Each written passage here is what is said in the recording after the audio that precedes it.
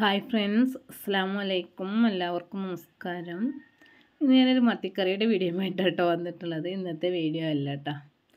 അപ്പോൾ വീഡിയോ എല്ലാവരും മുഴുവനായി കാണുക. അപ്പോൾ വീഡിയോ കണ്ടിട്ട് അഭിപ്രായങ്ങൾ പറയട്ടെ. അതുപോലെ എല്ലാവർക്കും ഉണ്ടാക്കാൻ അറിയട്ടോ.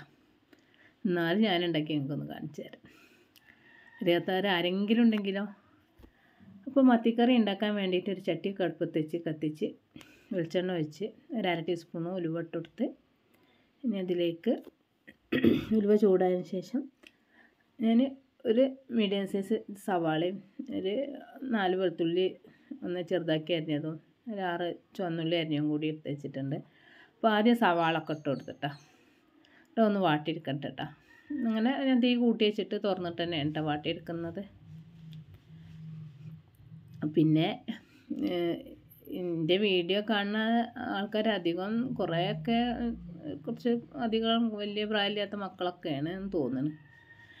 അപ്പോൾ ആർക്കെങ്കിലും അറിയാത്തുണ്ടെങ്കിലും വെച്ചിട്ട് അപ്പോൾ അതിൻ്റെ മത്തിക്കറി ഒന്ന് ഇട്ടതാട്ടോ.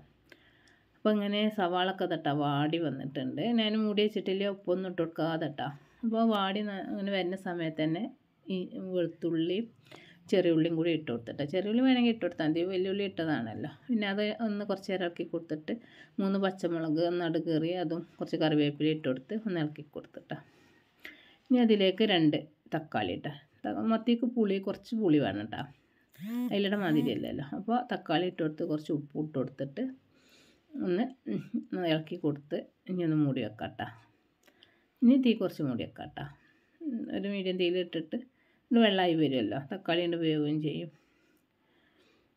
അങ്ങനെ അതട്ടാ, തക്കാളിയൊക്കെ നന്നായി വെന്ത് എണ്ണയൊക്കെ തെളിഞ്ഞ് വന്നിട്ടുണ്ട് കേട്ടോ.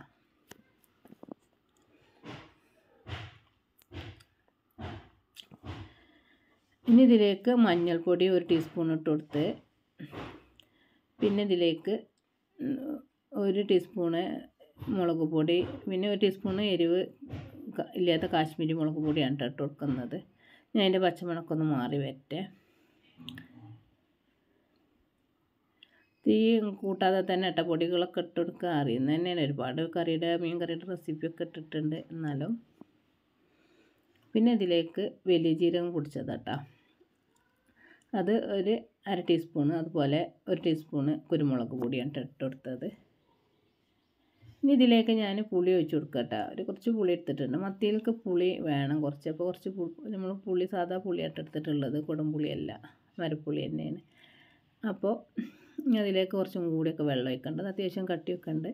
കുറച്ചും കൂടി വെള്ളം ഒഴിച്ച് പാകാക്കിയിട്ട് മൂടി വെച്ചിട്ട് നമുക്ക് ഒന്ന് വേവിച്ചെടുക്കാം കേട്ടോ. ഇനിയിപ്പോൾ കാര്യമായിട്ട് വേവാനൊന്നുമില്ല, ഒക്കെ പൊടിയുടെ എല്ലാത്തിൻ്റെ പച്ചമണമൊക്കെ മാറിയാണ്. ഇനി പുളിയൊക്കെ ഒന്ന് വേവണം. പിന്നെ ലൂസ് ഉണ്ടെങ്കിൽ കുറച്ചൊന്നുണ്ട് കട്ടി ഒന്നുണ്ട് കുറയണം കേട്ടോ. അപ്പോൾ കണ്ട നല്ല തിളച്ച് വന്നിട്ടുണ്ട്. ഇനി അത് മീനിട്ട് കൊടുക്കാം കേട്ടോ. 1/2 കിലോ മത്തിയായിട്ട് എടുത്തിട്ടുള്ളത്, വലിയ മത്തിയാണ്, മുറിച്ചിട്ടൊന്നുമില്ല. അങ്ങനെ നമ്മളെ കടലൂരി മത്തിയാണ് കേട്ടോ, നല്ല നെയ്യുള്ള അടിപൊളി മത്തിയാണ്. അങ്ങനെ അത് മൂടിയൊക്കെ വെച്ച് നല്ല തിളച്ചിട്ടുണ്ട്. ഇനി ഇതൊന്നും കൂടിയും കട്ടിയാവും ചെയ്യില്ല, ചട്ടിയിൽ ഇരുന്നിട്ട് കുറച്ച് കറിവേപ്പില ഇട്ട് കൊടുത്ത് നമുക്ക് തീ ഓഫാക്കാം കേട്ടോ. ഇതാ മത്തിയൊക്കെ വെന്തിട്ടുണ്ട്, നെയ്യുള്ളത് കാരണം വേഗം പൊളിഞ്ഞ മാതിരിയാവും. അപ്പോൾ ഇതാണ് നമ്മൾ മത്തിക്കറി. പിന്നെ മത്തിക്കറിയൊക്കെ ആയി. ഇനി മത്തിക്കറിയൊക്കെ കൂട്ടി നമുക്ക് ചോറ് തിന്നാം കേട്ടോ. അപ്പോൾ ഇനി അടുത്തൊരു വീഡിയോയുമായി വരുന്നത് വരെ എല്ലാവരോടും അസ്സലാമു അലൈക്കും.